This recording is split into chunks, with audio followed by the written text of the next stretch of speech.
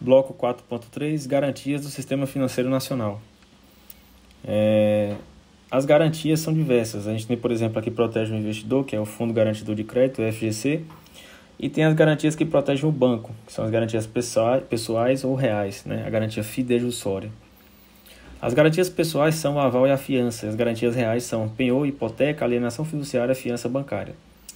Título de crédito é um título que vale um crédito, representa um valor literalmente expresso no documento.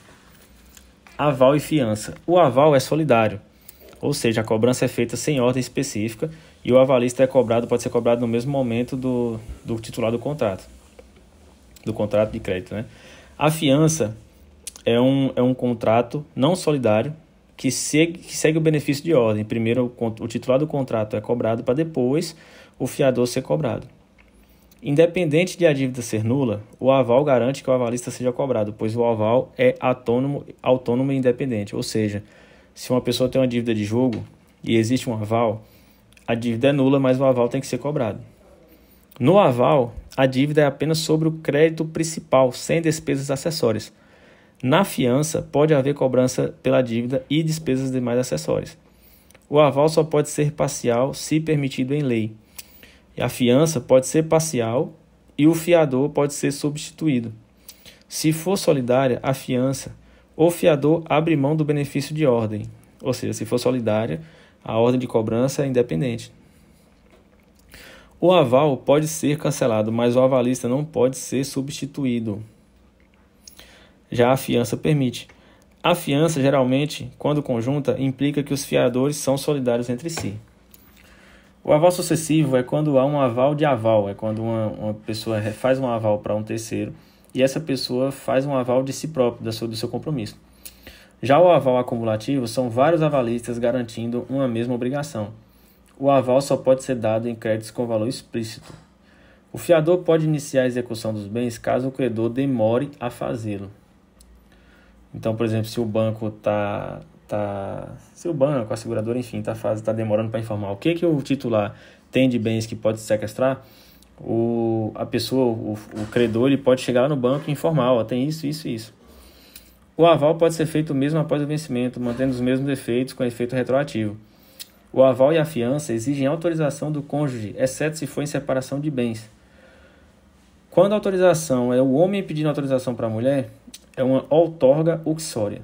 Quando a autorização é feita a mulher pedindo ao homem, é uma autorização marital. Aula 4. Penhor. O penhor é a garantia de um bem imóvel. A titularidade do bem é sempre do devedor. É feita a transferência da posse para o credor. O credor ele fica com a posse daquele bem, mas ele não é o titular do bem. A transferência da posse se chama tradição. No penhor mercantil rural e industrial não há tradição. O bem dado em garantia não pode ser vendido a menos que o credor autorize. Então, no penhor, o bem dado como garantia só pode ser vendido se o credor autorizar. Penhor mercantil se refere a máquinas, animais utilizados na indústria, sal, suínos, produtos industrializados. O devedor não pode, sem consentimento por escrito do credor, modificar o bem penhorado, nem vendê-lo. Caso o credor autorize, o devedor deverá substituir por bens da mesma natureza e com o mesmo valor. O credor tem direito de verificar o estado do bem penhorado sempre que tiver à vontade, e o credor pode executar o bem antes da decisão judicial, fornecendo um comprovante ao devedor de que retirou esse bem, que sequestrou esse bem. Aula 5. Hipoteca.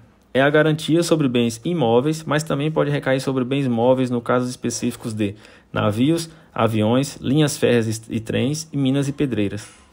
O imóvel hipotecado pode ser vendido e o devedor se chama mutuário. A hipoteca pode ser feita na aquisição de imóvel, oferecendo ele mesmo como garantia, ou como garantia de empréstimos realizados sobre um imóvel já quitado.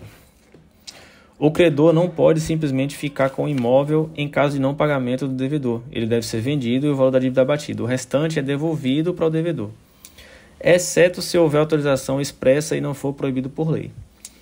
É possível registrar duas hipotecas no mesmo dia, se no registro de imóveis, no cartório de registro, houver especificação dos horários em que as hipotecas foram lavradas, de modo que seja possível identificar qual é a hipoteca de primeiro grau e quais são as de segundo grau.